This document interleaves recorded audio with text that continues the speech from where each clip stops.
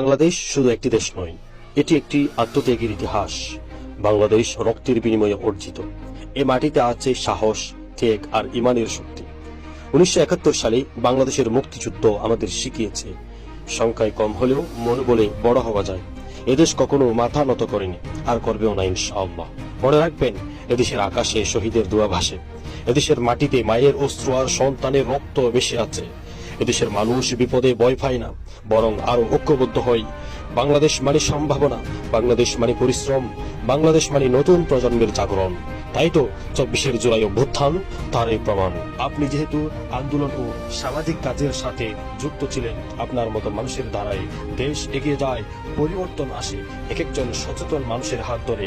শেষ কথা, যে জাতি নিজের ইতিহাস ভুলে না, তাকে কেউ হারাতে পারে না। আল্লাহ আমাদের দেশকে হেফাজত করুন।